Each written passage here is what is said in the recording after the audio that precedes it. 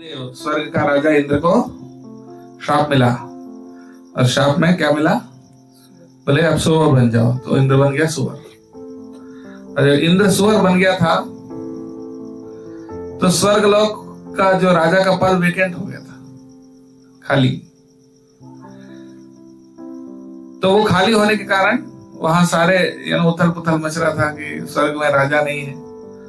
तो सभी देवता गए ब्रह्मा जी के पास, ब्रह्मा जी से रिक्वेस्ट करे कि आप हमारे राजा इंद्र को वापस आप स्वर्गलोक में लेके आ जाइए।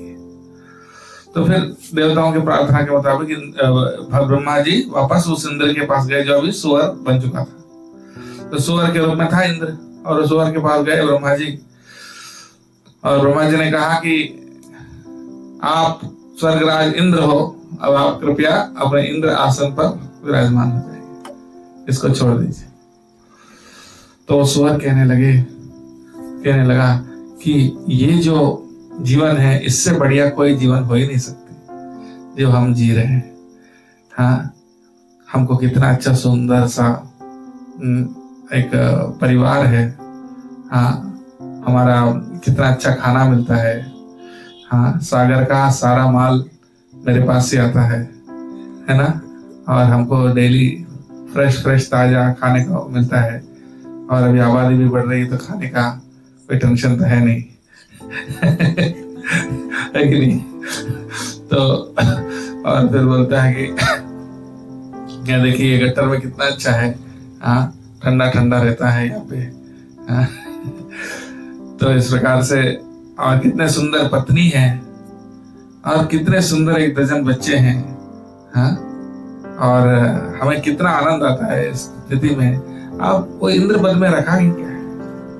हाँ, हम यही खुश हैं, ऐसा कहता है। हाँ, तो फिर ब्रह्मा जी फिर समझाने की कोशिश करते हैं, बोलते हैं कि ऐसा नहीं है, इंद्र पद में बहुत ऊंचा स्थिति है, वहां है ना, बहुत भोग विलास है, बहुत ऊंचा पद होता है, बहुत ऊंचे दायित्व होता है। हाँ, और इस तरह से समझाने लगे तो वो इंद्र कहने लगा कि आपको हमारा सुख देख के आपसे बर्दाश्त नहीं होती है, अब जलते हैं हमसे, हमारे आनंद से आप जलते हैं, इसीलिए आप हमको यहां से हटाना चाहते हैं, है ना। तो इस तरह से कहने लगा। तो फिर ब्रह्मा जी समझ गए कि ये सुधरने वाला है नहीं। तो फिर सबसे पहले वो क्या करते हैं, उनके सारे बच्चों को मार देते हैं। बच्चों को मार देते हैं तो फिर इंद्र मतलब सुअर कहता है तो आपने मेरे बच्चों को मार दिया, फिर रोने लगता है। फिर उसके बाद उसको पत्नी को मार देते हैं। हाँ, मेरी पत्नी को मार दिया, हाँ, छोड़ूंगा नहीं।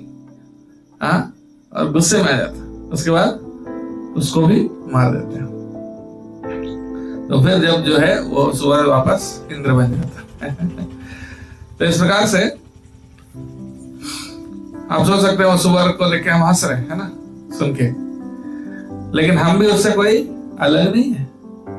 हाँ, स्वर्ग के देवताओं के सामने हम जो जी रहे हैं ये भी उसके जैसे ही है।